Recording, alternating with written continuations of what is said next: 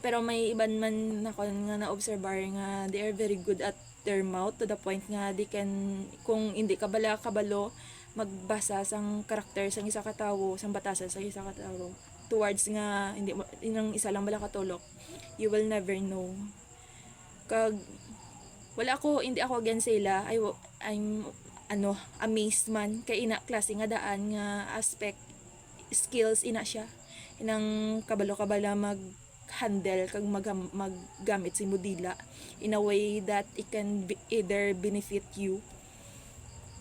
Na-amaze ko kay bangod sa mga muna klase nga tao, even though they don't need to put an actual effort towards to work hard towards sa isa ka tawo, isa lang nila kahambal, isa lang nila kakumbinsi, they can get what they want. Amo na siyang ang advantage. Kay may muna ko nga classmate siyang grade 12, kag classmate ko sa Asta Subong, kag she is really good at her mouth, mayad sa maghambal. To the point nga, gid siya, sa to na ko sina medyo worry ako sa muna ang klase nga aspect bala sa isa ka tao, kung mayad bala sa baba, kay not only they can take the credit nga imo gina work hard, they can also steal everything that they can also get and steal everything that they want.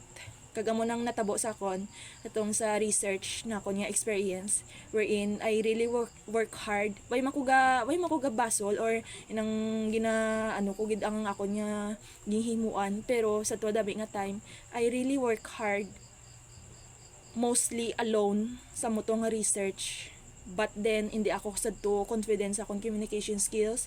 That's why the teachers often misunderstand me to the point nga kung ano bala akong ginahambal towards in concern madikto sa sa magiging research namon, daw man mo nang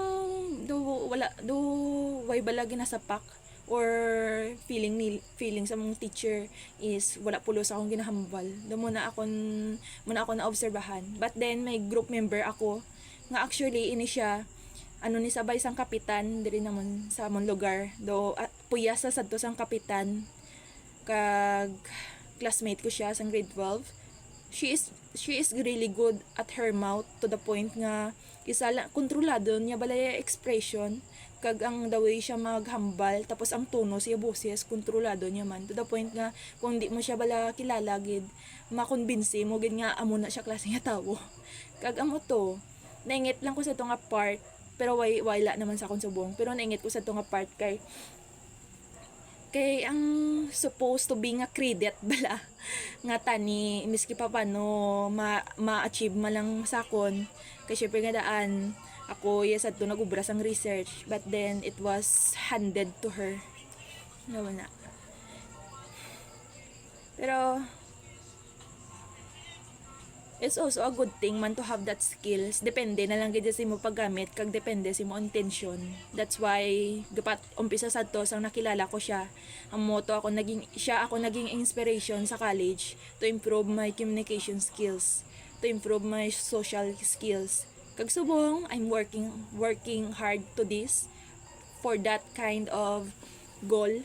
Kag thankful man ko kay naamat ko sa na-achieve ko sa, kag bangod sa sini nga skills, sa communication skills, I'm able to say sa kung akong dapat ihambal, pero may mga lacking area man ko gyapon wherein kinahanglan ko kontrolon kung kontrolon kag pilion bala ang mga words nga dapat na ko niya ihambal. Hindi lang ko bala basta-basta magprangka amo na, or hindi lang ko dapat basta-basta magpinabuang wakal or advice sa isa ka tawo nga hindi man need sang advice.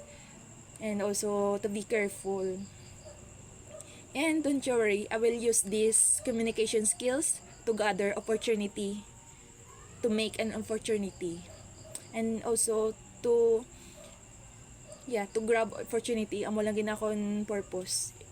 I will use these skills nga akong gina-enhance subong not to manipulate someone. Ilog sa ginaobra sa to sang governor sang series nga The Walking Dead nga gina-manipulate niya bala, tapos kung makita niya nga gina-trader sa Na, di ko na pag-imuon. I'll use this. Oh my gosh.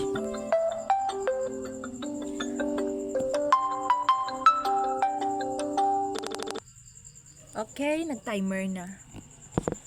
As what I've said, I use this in a way nga I will use this in a way nga maka-benefit sa akon in the future.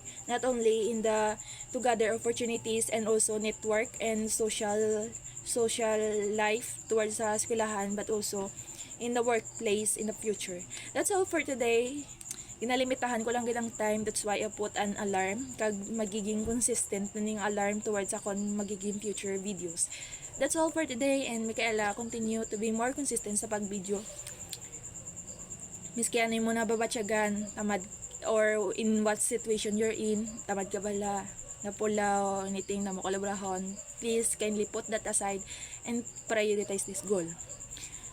Kag kung ano yung maging pangako sa iban, tumana, ayaw ning careful ikaw magbuya sang promise, ilabi na gid sang promise, careful ikaw magbuya sang promise kay ginatandaan na nga daan sa isa ka tawo. Kung ano yung maging wakal, obraha, kag itry mo gid nga obrahon, kung ano man nga responsibilidad nga gihatag mo obraha. Pero depende man nagyapon si mo, as long as you acknowledge it, then go for it, obraha, maayo. Always do your best towards sa tanan nga bagay, 100% as much as possible. Kay why not? Keep your word, talk with your walk with your talk. You see the glimpse of the result and you know it's always gonna be worth it. And that's all. And always finish what you start. That's all. Thank you.